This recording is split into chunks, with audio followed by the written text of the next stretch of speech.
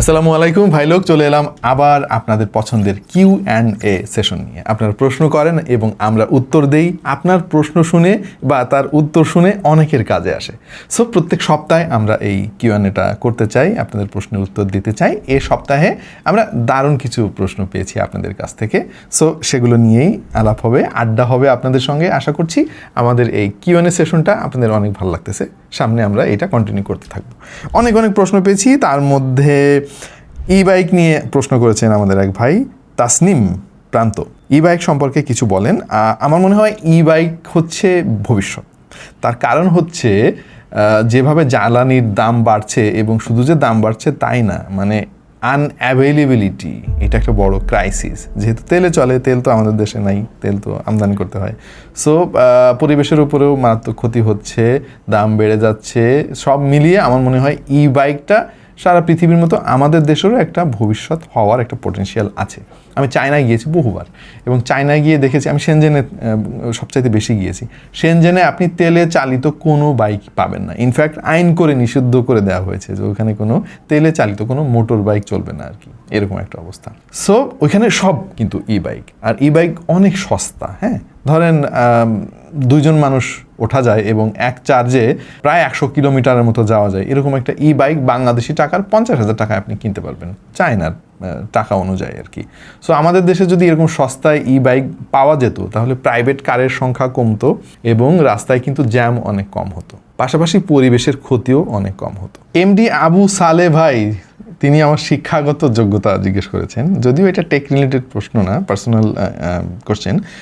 তারপরে বলি, আমি 2005-06 শিক্ষাবর্ষে গ্রাজুয়েশন শেষ করেছি, এবং সেটা ছিল ম্যানেজমেন্টের উপরে। ব্যবস্থাপনায় গ্রাজুয়েশন করেছি 2006 সালে, আমার পড়াশোনা শেষ, এবং আমার মেজর সাবজেক্টগুলো কিন্তু মার্কেটিং ছিল আর কি। আর 2007 শিক্ষাবর্ষে আমার মাস্টার্স কমপ্লিট হয়েছে মিরপুরের বাংলা কলেজ থেকে। ইউটিউবার হওয়ার জন্য কি প্রয়োজন, আমাদের এক ভাই জিজ্ঞেস করেছেন, রিয়াজ ভাই সম্ভবত।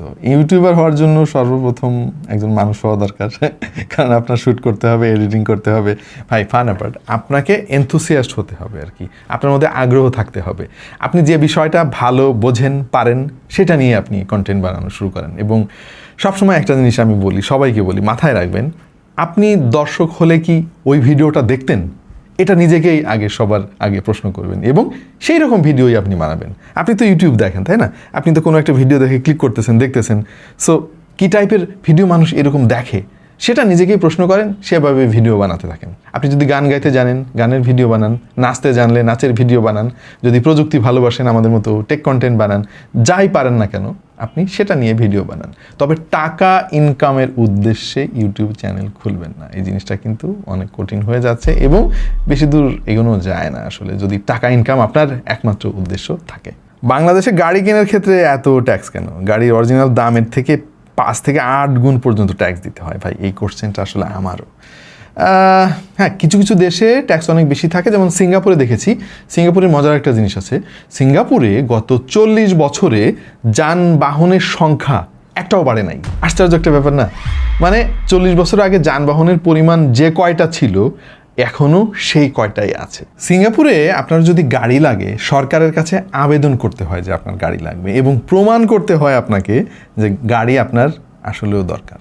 আপনি বলতে পারেন যে ভাই, আমি তো কোম্পানির সিইও, আমার বাসা থেকে অফিসে যেতে হবে গাড়িতে করে। তখন গভর্নমেন্ট আপনাকে বলবে যে আপনার বাসা থেকে অফিস পর্যন্ত তো বাস আছে, ওই বাসে করে আপনি আসতে পারেন, আপনি গাড়ি দিয়ে কী করবেন? এইরকম ব্যাপারটা, এই লেভেলের, খুবই আশ্চর্যের ব্যাপার আর কি।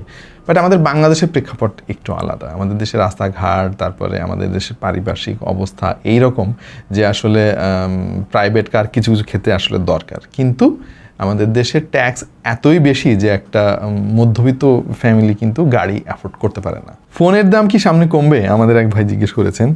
ভাই, এই প্রশ্নের উত্তর দেওয়াটা অনেক কঠিন। এটা নিয়ে আমাদের ডেডিকেটেড একটা কন্টেন্ট আসবে, আশা করছি আমি সব কিছু ব্যাখ্যা করতে পারবো। সহজ উত্তর হচ্ছে না, ফোনের দাম তো কমবেই না সামনে। আমার ধারণা এই বছরের শেষ দিকে গিয়ে ফোনের দাম আরও এক ধাপ বাড়বে। ধরেন, যে ফোন আমরা এতদিন 10-12 হাজার টাকা দিয়ে কিনতাম, সেই ফোনের দাম তো এখন 20,000 টাকা ছাড়িয়ে গেছে। সেই ফোনের দাম এবছরের শেষ দিকে গিয়ে 30,000-এর কাছাকাছি চলে যাবে। এটা খুবই অবাস্তব, এবং মেনে নেওয়া খুবই কষ্টকর, কিন্তু এটা সত্যি। মাঝে মাঝে হয় না এমন কিছু সত্য যেটা আমরা মেনে নিতে পারি না কিন্তু মেনে নিতে হয়, এটা সেরকমই একটা কিছু। আচ্ছা, আরেকটা প্রশ্ন হচ্ছে আমি কি ফোন ব্যবহার করি এখন। এই যে আমার হাতেই আছে, আমি এই মুহূর্তে Xiaomi 15 আলট্রা ফোনটা ইউজ করতেছি, পাশাপাশি ছবি তোলার জন্য আমার Vivo X200 আলট্রা ফোনটা আছে আর কি। এই দুটা ফোন আমি ইউজ করি। আইফোনও আছে আমাদের, আমি 15 Pro Maxটা ইউজ করি, বাট ওর মধ্যে কোনো সিম কার্ড নাই, আমাদের স্টুডিওতে থাকে, যে যার মতো করে ইউজ করে, মাঝে মাঝে কিছু শট নেওয়ার জন্য আমরা ইউজ করি, পড়েই থাকে। আসলে আইফোনে আমি খুব একটা শান্তি পাই না for some reason. 4K display phone কেন আনতেছে না কোম্পানিগুলো? এইটা না আমিও একসময় ভাবতাম যে 4K তো চারিদিকে আমরা সব জায়গায় দেখতে পাই, টিভিতে, মনিটরে, মোবাইলে কেন নাই? বেসিক্যালি ডিসপ্লের সাইজ তো ছোট, এটা ধরেন ম্যাক্সিমাম 6 ইঞ্চি বা 7 ইঞ্চির মধ্যেই থাকে স্মার্ট ফোনগুলো। এই সাইজের মধ্যে না 4K আর 2K পার্থক্যটা বোঝা অনেক কঠিন, এটা একটা ব্যাপার। আবার 4K রেজুলেশনের প্যানেল কিন্তু বেশি ব্যাটারিও কনজিউম করবে, মানে ফোনের রেজুলেশন যত বেশি হবে ডিসপ্লের, তত কিন্তু ব্যাটারির উপরে চাপ পড়বে, এটাও একটা ব্যাপার। কারণ ফোনের সবচেয়ে বড় চ্যালেঞ্জিং ব্যাপার হচ্ছে ভাই ব্যাটারি। আপনার ফোন যতই ভালো পারফর্ম করুক না কেন, ব্যাটারির পারফরমেন্স যদি ভালো না থাকে তাহলে সব কিছু মানে নষ্ট হয়ে যাবে। এই কারণে আমার মনে হয় যে 4K এখনও অতটা আসে না। দু একটা ফোনে আছে, সোনির বেশ কিছু ফোনে 4K রেজুলেশন আছে। 65,000-এর মধ্যে ভালো ক্যামেরা এবং ভালো পারফরমেন্সের একটা ফোনের সাজেশন চেয়েছেন আমাদের এক ভাই ফাহিম আহমেদ। এই বাজেট হলে আমি যেটা কিনতাম সেইটা হলো একটা আনঅফিসিয়াল ফোন, ভিভোর S50 Pro Mini। এটা চাইনিজ এডিশন, আর এইটার গ্লোবাল নাম হচ্ছে X300 FE। এই ফোনটাই আমার চয়েস লিস্টের 1 নম্বরে থাকতো। রিসেন্টলি আমার এক বন্ধু সাজেশন চেয়েছিল, তাকে এই ফোনটা আমি কিনতে বলেছি, ফোন কিনে এসে মহা খুশি। ফোনটা অনেক কম্প্যাক্ট, ছবির কোয়ালিটি অসাধারণ। সিঙ্গার টিভি কেমন? সিঙ্গার ব্র্যান্ডটা তো আমাদের দেশের ঐতিহ্যবাহী একটা ব্র্যান্ড এবং অনেক পুরাতন এসি, তারপরে রেফ্রিজারেটর, টেলিভিশন এখনও কিন্তু চলছে ঠিকঠাক মতো। বাট রিসেন্টলি সিঙ্গারের কী অবস্থা আমি ঠিক জানি না, কারণ সিঙ্গারের টিভি সর্বশেষ আমি ব্যবহার করেছিলাম হচ্ছে সিঙ্গারের সঙ্গে একটা টেলিভিশন নিয়ে আমরা কাজ করেছিলাম, এবং পরবর্তীতে সেই টেলিভিশনটা আমাদেরকে সিঙ্গার উপহার হিসেবে দিয়ে দেয়, একটা 32 ইঞ্চির অ্যান্ড্রয়েড টিভি। ঝামেলা হচ্ছে টিভিটা 3 মাস পরে নষ্ট হয়ে যায় আর কি। এরপরে প্যানেল চেঞ্জ করা হয় তাদেরই সার্ভিস সেন্টারে গিয়ে, প্যানেল চেঞ্জ করার পরে আবার নষ্ট হয়। এই মুহূর্তে ওইটা নষ্ট হয়ে পড়েই আছে আর কি। এখন এইটা আমি হয়তো খুব দুর্ভাগা মানুষ, এই জন্য আমারটা এরকম হয়েছে। পরবর্তীতে আমি আর মানে চেঞ্জ করি না টিভি। আবার সিঙ্গারকে বলতেও জিনিসটা ওয়ার্ড লাগতেছে আমার কাছে। বাট আমি শুনেছি যে সিঙ্গার টিভি খুবই ভালো এবং রিসেন্টলি তাদের প্রযুক্তিগত অনেক বড় একটা ট্রান্সফর্ম হয়েছে। এর ফলে বর্তমানে তারা মানে একদম জেনুইন গুগলের লাইসেন্সড পেটেন্ট ব্যবহার করে এবং অ্যান্ড্রয়েড অনেক আগে তারা বাদ দিয়ে দিয়েছে বিক্রি করে, এখন তারা গুগল টিভি বিক্রি করে। হ্যাঁ, অ্যান্ড্রয়েড এবং গুগল টিভির মধ্যে কিন্তু পার্থক্য আছে, এটা যারা টিভি নিয়ে খোঁজখবর রাখেন তারা জানেন। এবং সিঙ্গার বাংলাদেশে বেকো নামক আরও একটা কোম্পানির লাইন আপ বিক্রি করে তাদের শোরুমে। বেকো হচ্ছে তুরস্কের একটা কোম্পানি এবং খুবই ভালো ভাই। মানে বেকো নামটা শুনলে আমাদের কাছে একটু অচেনা লাগতে পারে, কিন্তু এটা খুবই উন্নত এবং ইউরোপিয়ান অনেক কান্ট্রিতে এই টিভিটা খুবই পরিচিত এবং খুবই পপুলার। স্মার্টফোনের বয়স বাড়ার সাথে সাথে স্লো কাজ করে কেন? এটার উত্তর অনেকেই জানেন, তারপরে বলি আর কি, যেহেতু আমাদের ভাই প্রশ্ন করেছেন। জিহান আহমেদ ভাই, স্মার্টফোনের মধ্যে তো একটা কমপ্লেক্স মেকানিজম আছে, ওর মধ্যে যন্ত্রপাতি আছে, চিপসেট আছে, র্যাম, সব কিছুই আছে। তো এইটা তো ব্যবহারের সঙ্গে সঙ্গে ওর কার্যক্ষমতা হ্রাস পায়, এই কারণেই মূলত স্লো হয়ে যায় আর কি। হ্যাঁ, এখন হার্ডওয়্যারের সাথে সফটওয়্যারের একটা কানেকশনের ব্যাপার আছে, সব মিলিয়ে যেহেতু একটা যন্ত্র একটা সময় এসে আসলে তার কার্যক্ষমতা অনেক হ্রাস পেয়ে যায়, তখন আপনি মূলত ফিল করেন যে আসলে ফোনটা অনেক বেশি ল্যাগ করতেছে। কিন্তু যদি অনেক পাওয়ারফুল চিপসেট হয়, এই পার্থক্যটা আপনার চোখে পড়তে পড়তে দেখবেন ফোনটা নষ্টই হয়ে গেছে। ধরেন 5-6 বছর পরে ফোনটা হ্যাং হইতো বা স্লো হইতো, তার আগে ফোনটা নষ্টই হয়ে গেছে। সো সাধারণত বোঝা যায় না। বাট এন্ট্রি লেভেলের ফোনগুলো বা মিড রেঞ্জের ফোনে দেখবেন যে 3-4 বছর পরে অবস্থা খুব একটা ভালো আর থাকে না। আইফোনের ব্যাপারটা ভিন্ন। ইনফ্যাক্ট আইফোনে তো কম দামি ফোন নাই, তাদের সবই ফ্ল্যাগশিপ বলা যায়। চোখের জন্য কোন ডিসপ্লে ভালো? এক ভাই প্রশ্ন করেছেন, নাজিবুর রহমান পিয়াস নামক। অ্যামোলেড নাকি আইপিএস? ভাই, চোখের জন্য কোনো ডিসপ্লেই ভালো না ভাই। আমরা আসলে এখন যে পরিমাণে ফোন ইউজ করি, দেখা যাবে এক একজনের ফোনের এসওটি আপনি দেখতে যান 8 ঘন্টা 9 ঘন্টা হচ্ছে এসওটি। হ্যাঁ, তার মানে হচ্ছে ডিসপ্লেটা ওই 8-9 ঘন্টা জ্বলেছিল এবং সে তাকিয়েছিল ফোনের দিকে অন্তত 5-6 ঘন্টা। সো এইটা তো আসলে আমাদের চোখের জন্য ভালো না, হোক সেটা অ্যামোলেড অথবা আইপিএস। তবে আজকাল কিছু কিছু ফোনে কিছু সার্টিফিকেশন থাকে, ব্লু লাইটটা তারা ফিল্টার করা একটা ব্যবস্থা রাখছে আর কি। এইটা যে কতটুকু কাজ করে আমার আসলে সন্দেহ আছে এখনও। তারপরও আমি বলবো যে যতটুকু কম ফোনের দিকে তাকানো যায়, শুধু ফোন না ভাই, অতিরিক্ত টিভি দেখা বা ট্যাব, গেমিং, যাই বলেন না কেন, স্ক্রিনের দিকে যত তাকাবেন ততই চোখের ক্ষতি হবে। বর্তমান সময়ে ফোনের যে দাম, আনঅফিসিয়াল কিছু ফোনের দাম এবং কনফিগারেশন নিয়ে আলোচনা করেন। আচ্ছা, এক ভাই লিখেছে, ভাই ফোনের দাম যেভাবে বাড়তেছে, to be very honest, unofficial ফোনের মার্কেটের অবস্থাও খুব একটা ভালো না। এই যে কয়েকদিন আগে নাথিং 4B রিলিজ হলো, আমাদের চ্যানেলে ফুল রিভিউ আছে, আপনারা চাইলে দেখে আসতে পারেন। ওই ফোনটার দাম করছে 50,000 টাকা ভাই। মানে নর্মাল সময় হলে এই ফোনটার দাম হয়তো 28,000 বা 30,000 টাকা, ওইটা এখন 50,000 টাকা দাম হয়ে গেছে। আনঅফিসিয়াল মার্কেটের অবস্থা, শুধু নাথিং না, সব ব্র্যান্ডের ফোনেরই এই অবস্থা হয়ে গেছে। অফিসিয়ালগুলোর হয়েছে অনেক বেশি, কারণ অফিসিয়াল ফোনের দাম তো এমনিতে বেশি ছিল আর কি, এখন আরও বেড়ে অবস্থা ভয়ানক একটা রূপ ধারণ করছে। সো এইটা নিয়ে ডেডিকেটেডলি কোন জিনিস নিয়ে আলাপ করবো আমি বুঝতেছি না, বাট আমাদের সামনে একটা ভিডিও আসতেছে, টোটাল এই ব্যাপারগুলো নিয়ে আমরা ব্যাখ্যা করব। কাজল ভাই প্রশ্ন করেছেন যে budget phone, mid range phone আর ফ্ল্যাগশিপ এই ফোনগুলোর যে সফটওয়্যার বা ইউআই, এটা কি আলাদা থাকে নাকি? হয়, আসলেও থাকে, আমরা প্রচুর পাইছি এরকম।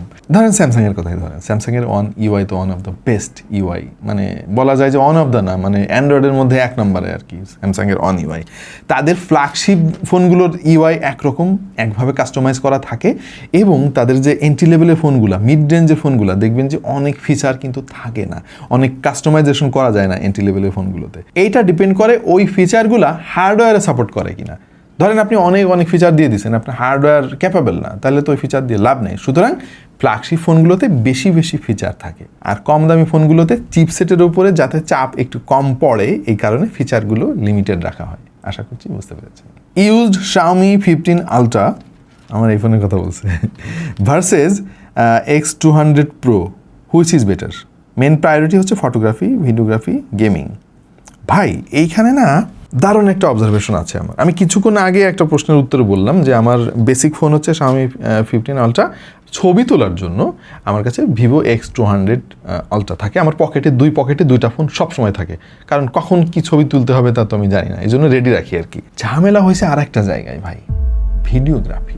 X200 Ultraর যে ছবি, এটা তো আসলে আলট্রা লেভেলের আর কি, এটা সবাই আপনারা জানেন, কিন্তু X200 Ultraর ভিডিওগ্রাফি আবার ভালো না।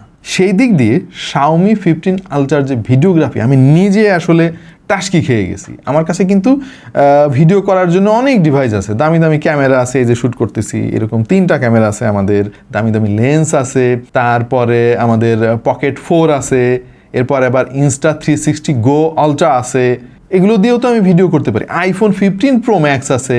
সো সব কিছু কম্পেয়ার করে আমি যেটা বুঝছি আর কি, সেটা হলো রিসেন্টলি Xiaomi তাদের ভিডিওগ্রাফিতে সেই লেভেলের একটা জাম্প করছে। আমি অনেক খুশি হয়েছি এটার জন্য। তার কারণ হচ্ছে, যেহেতু আমার দুই পকেটে দুইটা ফোন থাকে, হুটহাট করে মাঝে মাঝে আমার ভিডিও করার দরকার হয়, মাঝে মাঝে ছবি তোলার দরকার হয়। আমি ছবি তুললাম ভিভো দিয়ে, ভিডিও করতে যদি আমি আইফোন আবার কোন পকেটে রাখবো, কি একটা বিপদ। সো আমি মিস করতাম, আর সবসময় মনে মনে চাইতাম যে হারে Xiaomi ফোনের ভিডিওগ্রাফি যদি অনেক ভালো হইতো, তাহলে আর আমার ভিডিও করার জন্য আলাদা করে আইফোন বা অন্য কোনো জিনিস নিয়ে ঘুরতে হইতো না। রিসেন্টলি দেখলাম অনেক ইমপ্রুভ করছে ভাই, এবং এখন আমি কোনো কিছু ভিডিও করার দরকার হইলে আমার Xiaomi ফোন দিয়ে করি। আর আমি যেহেতু একজন টেক এনথুসিয়াস্ট, আর বিভিন্ন রকম গ্যাজেট আমার কাছে আছে, সো আমি আসলে রিলিফ ফিল করতেছি যে না, আমার Xiaomi ফোন এখন ভালো ভিডিও করতে পারে। এই মুহূর্তে যে ফুটেজটা আপনারা দেখতেছেন, এটা Xiaomi ফোন দিয়ে রেকর্ড করা। আপনার মেইন প্রায়োরিটি যেহেতু ছবি তোলা, তাহলে Vivo X200 Proটা কিন্তু বেস্ট অপশন এই মুহূর্তে। বাট ওভারঅল Xiaomiর ইকোসিস্টেম আমার কাছে ভালো লাগে, অনেকদিন ধরে ইউজ করতেছি, এই কারণে Xiaomi ফোনই আমি বারবার কিনি, এটা সত্যি কথা। বর্তমানে মার্কেটে যে অবস্থা, শাহরিয়ার ইয়ামিন রিফাত ভাই প্রশ্ন করেছেন, এদিক বিবেচনা করলে 1 বছর আগের মডেল নিলে কি ভালো হবে? আমার মনে হয় এটা একটা ভালো অপশন। মানে খেয়াল করে দেখবেন যে নতুন কোনো সিরিজ যখন চলে আসে, পুরাতন সিরিজের দাম কিন্তু একটু কমে যায়, কিন্তু পারফরমেন্স কি মানে অত বেশি পার্থক্য থাকে না কিন্তু। iPhone 16 আর 17-এর সঙ্গে কি পারফরমেন্সে অনেক বেশি পার্থক্য আছে? আসলে তেমন কোনো পার্থক্য কিন্তু নাই। তারপরে স্যামসাং গ্যালাক্সি S26, S25, 4 এগুলোর মধ্যে কিন্তু মেজর কোনো পার্থক্য নাই, অথচ দামে কিন্তু পার্থক্য আছে। সো যদি ভালো কন্ডিশনের ওরকম ফোন পান, ভালো কোনো ডিল পান, তাহলে কিনতে পারেন। বর্তমান সময়ে এসে 15,000 টাকার মধ্যে স্যামসাং গ্যালাক্সি A07 কেনা কি ঠিক হবে? আমি হলে না কিনতাম না আসলে, কারণ এই ফোনটা মানে অনেক বেসিক আর কি। হ্যাঁ, তার চাইতে আপনি বিকল্প বেশ কিছু ফোন আছে। বাই দ্য ওয়ে, আমাদের কিন্তু রিসেন্টলি একটা ভিডিও আপলোড হয়েছে টপ 5 ফোন আন্ডার 15 to 16,000 টাকা। এই ভিডিওটা দেখে আসতে পারেন, তাহলে কিন্তু অনেক আইডিয়া পেয়ে যাবেন। ফোনের বর্তমানে যে দাম, কিস্তিতে ফোন ক্রয় করলে কেমন হবে? ভাই, যদি একান্তই কোনো উপায় না থাকে তাহলে কিনতে পারেন, কিন্তু পার্সোনালি আমি আসলে জিনিসটা সাজেস্ট করব না, কারণ ফোনের দাম তো অনেক বেশি এমনিতেও। কিস্তিতে নিতে গেলে আপনাকে আরও অনেক টাকা বেশি নিতে হবে, এবং এই কিস্তির যে রেট ভাই, যত টাকা আপনাকে বেশি দিতে হবে অনেক টাকা ভাই। ধরেন 30,000 টাকা দামের একটা ফোন যদি আপনি কিস্তিতে কেনেন, ওইটা দেখবেন 40,000-এর কাছাকাছি চলে গেছে, আরও বেশিও হইতে পারে। এত টাকা বেশি না, আমার কেমন জানি মন মেনে নেয় না যে এত টাকা বেশি দিয়ে কিনব। তারপর অনেক সময় আমাদের উপায় না থাকলে আমরা নেই, সেরকম পরিস্থিতি হলে আপনি নিতে পারেন। ভাই, আমার শার্ট, টি শার্ট এগুলো নিয়ে তো আপনাদের মধ্যে অনেক আগ্রহ দেখা যাচ্ছে। যাই হোক, অনেকে জানতে চেয়েছেন যে এগুলো কোত্থেকে আমি কিনি। ভাই, আমাদের ওয়ার্ড্রোব পার্টনার হচ্ছে ফ্যাব্রি লাইফ। হ্যাঁ, ফ্যাব্রি লাইফ হচ্ছে বাংলাদেশের অন্যতম বড় একটা ফ্যাশন ব্র্যান্ড, যারা মানে খুবই উন্নত মানের পোশাক বিক্রি করে তাদের ওয়েবসাইটে, এবং রিসেন্টলি তাদের সামার কালেকশনও চলে আসছে, আপনি চাইলে দেখে আসতে পারেন। আর হলো আমাদের অধিকাংশ টি শার্ট কিন্তু ফ্যাব্রি লাইফের কাছ থেকেই সংগ্রহ করা। আমরা যেহেতু তাদের অ্যাফিলিয়েট মেম্বার, আমাদের কাছে তাদের নতুন নতুন সমস্ত কালেকশনগুলো তারা পাঠায় আমাদের কাছে স্যাম্পল হিসাবে, এবং আপনি নিজেও ফ্যাব্রি লাইফের কাছ থেকে টি শার্টগুলো অর্ডার করতে পারেন। তাদের ওয়েবসাইটে ঢুকলে বুঝতে পারবেন যে কী পরিমাণে কালেকশন তাদের। ফ্যাব্রি লাইফের সবচেয়ে বড় সুবিধাটা হচ্ছে তাদের প্রোডাক্টের কোয়ালিটি অনেক ভালো, আর দাম একটু বেশি যদি আপনার কাছে মনে হয়, কোনো সমস্যা নাই, আপনি TTP10 এই কুপন কোডটা ব্যবহার করবেন, দেখবেন যে 10% ডিসকাউন্ট আপনি পেয়ে গেছেন। সো আপনার যদি টি শার্ট দরকার হয়, আপনার ধরেন পাঞ্জাবি দরকার, পায়জামা দরকার, শর্ট, যাই দরকার হোক না কেন আপনার, আপনি ফ্যাব্রি লাইফের ওয়েবসাইট একটু ঘুরে দেখে আসতে পারেন। আর কেনার আগে অবশ্যই TTP10 এই কুপন কোডটা ব্যবহার করতে ভুলবেন না। তানভীর ভাই প্রশ্ন করেছেন, আসলে এই প্রশ্নের উত্তর দেওয়াটা অনেক কষ্টের আমার জন্য। প্রশ্নটা ছিল এরকম যে কন্টেন্ট ক্রিয়েটরদের জন্য কোর্সের আয়োজন করবেন, পরে আমাকে আর খুঁজে পাওয়া গেল না। হ্যাঁ ভাই, এটা একটা দীর্ঘশ্বাস। এই প্রশ্নের উত্তর দিতে গেলে মনে পড়ে যাবে আমার কষ্টগুলো, আবার জেগে উঠবে। বেসিক্যালি আমাদের ইমামকে নিয়ে আমার প্ল্যান ছিল যে এই কোর্সটা আমরা চালু করব।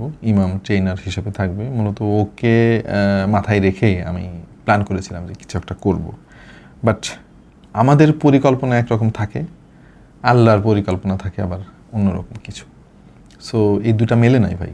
এই জন্য আমি হয়তো এখনও চেষ্টা করলে আমি পারি যে ইমামকে ছাড়া আমি এটা করব, বাট বারবার শুধু তার কথা মনে পড়ে যায়, আর ওই কষ্ট থেকেই মূলত আর এই জিনিসটা শুরু করা হয় নাই, টু বি ভেরি অনেস্ট। অনেক ইচ্ছা ছিল যে এরকম কিছু একটা করব, অনেক কম খরচে। আমরা ধরেন 8-9 বছর ধরে যা শিখছি, মানে প্র্যাকটিক্যাল লাইফে আমরা কন্টেন্ট ক্রিয়েটর হিসেবে কী কী চ্যালেঞ্জ ফেস করছি, যেটা কেউ শুরু করার আগে যদি জানে, তাহলে সে ডিসাইড করতে পারবে যে এটা আমার জন্য করা ঠিক হবে কি না হবে। আমরা সব কিছু শেয়ার করবো এরকম ভাবছিলাম, বাট এখন আর ইচ্ছা নাই করার আসলে, to be very honest. Sorry ভাই। ভাই, আরেক ভাই প্রশ্ন করছে, ভাই আপনার নাম কি আর আপনি কে? আমি কে? কারো কেউ নই তো আমি, কেউ আমার নয়, কোনো নাম নেই তো আমার, শোনো মহাশয়, কারো কেউ নই তো আমি। ভাই, আপনার বাড়ি কোথায়? তোমার বাড়ি আমার বাড়ি, আমার বাড়ি নেই, পথে ফেলে দিলেই আমায় পথেই পড়ে রই, যে যখন দেখে আমায় কিনে নিতে চায়, মনের মতো দামটি পেলে তবেই পাওয়া যায়, কারো কেউ নই কো আমি। ভাই, আমার তো এসএসসি রেজাল্টও জানতে চাচ্ছে ভাই ব্রাদাররা। ভাই, আমার এসএসসির ইয়ার ছিল হচ্ছে 2000, তখন কিন্তু ওই জিপিএ এই সিস্টেম চালু হয় নাই। আমাদের সময় ছিল হচ্ছে division, first division, second division, star mark, হ্যাঁ এইগুলা ছিল আর কি। আর আমাদের পরের ব্যাচ থেকে মূলত ওই জিপিএ সিস্টেমটা চালু হয়ে গেছে। হ্যাঁ, আবার স্ট্যান্ড করতো, তখন জিপিএ 5 টাইপ ছিল না, তখন হচ্ছে একটা বোর্ডের মধ্যে 20 জন স্টুডেন্ট, মানে খুবই ভালো রেজাল্ট যাদের, তাদেরকে নিয়ে বলা হতো স্ট্যান্ড করছে আর কি, 18তম 19তম, প্রথম দ্বিতীয় তৃতীয় এরকম আর কি। আমার রেজাল্ট ছিল এরকম যে অল্প কিছুর জন্য আমি স্টার মার্কটা আর কি মিস করছি আর কি। এখনকার সময়ে সেটা যদি আমি হিসাব করি তাহলে ওইটা গোল্ডেন এ প্লাসের কাছাকাছি থাকবে আর কি। মাজিদ ভাই প্রশ্ন করছেন যে ভাই আইফোন কি ঝাপটিদের ফোন? ভাই জিনিসটা সেরকম হয়ে গেছে আসলে। অনেকে না বুঝে আইফোন কেনে আর কি, জানে না যে আইফোন আসলে জিনিসটা কি, কেনার পরে বুঝতে পারে যে আমার কেনা ঠিক হয় না। কিন্তু ওই যে একটা সামাজিক মর্যাদার ব্যাপার আছে, হাতে আইফোন থাকলে সবাই মনে করে যে ওরে বাবা ইনি মনে হয় অনেক বড় লোক। মূলত ওই কারণেই মানুষ আইফোন কেনে। এই ছাড়া আসলে যারা কেনে তারা হচ্ছে কিছু বোকাশোকা মানুষ আছে, তারা আসলে চায় যে আমার অনেক টাকা আছে, আমার সেরাটাই দরকার আর কি। হ্যাঁ, বাট অ্যাকচুয়াল অনেক কিছু যদি আপনি চান অ্যান্ড্রয়েড ফোনের কিন্তু কোনো বিকল্প নাই, এটা আমার অবজারভেশন আর কি। অনেক অসুবিধা আছে আইফোনে, সুবিধাও আছে, বাট যাদের এত সুবিধা দরকার নাই তারা কেন শুধু শুধু অ্যান্ড্রয়েড ফোন কিনে কিছুদিন পরে হ্যাং হয়ে যায়, ফোন হ্যাক হয়, এটা সেটা কিনবে, এটা একটা ব্যাপার কিন্তু আছে। সোহাগ হাসান ভাই একটা প্রশ্ন করছে যে ভাই র্যাম রমের যে পরিমাণে সংকট, কোনো একটা কোম্পানি যদি এখন র্যাম রম বানানো আরম্ভ করে তারা তো বড় লোক হয়ে যাবে আর কি, মার্কেট দখল করতে পারবে। এই ব্যাপারটা অত সহজ না। এটা নিয়ে আমাদের একটা ভিডিও আসতেছে, চোখ রাখেন আমাদের চ্যানেলে, আমি ব্যাখ্যা করবো সেখানে যে কেন চাইলেই কেউ র্যাম বানাতে পারে না এবং কেন এই জিনিসটা এত সহজ না। সোহাগ ভাই চোখ রাখেন কিন্তু। ভাই আজকের ভিডিও মনে হয় অনেক বড় হয়ে যাচ্ছে, সো আমরা আর সামনে না এগোই, আপাতত এখানেই বিদায় নেই। এরকম ভিডিও আমাদের নিয়মিত আসতে থাকবে। একটু কষ্ট করে আপনারা রিপ্লাই করেন, আসলে সবার রিপ্লাই পড়া তো অনেক কষ্টকর আর কি। ফেসবুক আর ইউটিউব মিলিয়ে কয়েক ঘন্টায় মানে 600-র কাছাকাছি প্রশ্ন হয়ে গেছে আর কি। এখন সব তো অ্যান্সার করা সম্ভব না। হ্যাঁ, সো আমরা পরবর্তীতে আমাদের যে কিউএনএর এপিসোডটা আসবে নেক্সট উইকে, সেখানে আমরা আবার আপনাদের প্রশ্নের উত্তর নিয়ে হাজির হব, একটু আড্ডাবাজি করবো আপনাদের সঙ্গে। আপাতত এখানে বিদায় নিচ্ছি, দেখা হয়ে যাবে অন্য কোনো ভিডিওতে ভিন্ন কোনো বিষয় নিয়ে। সেই পর্যন্ত সবাই ভালো থাকুন, সুস্থ থাকুন আর দেখতে থাকুন টেক টু দ্য পয়েন্ট।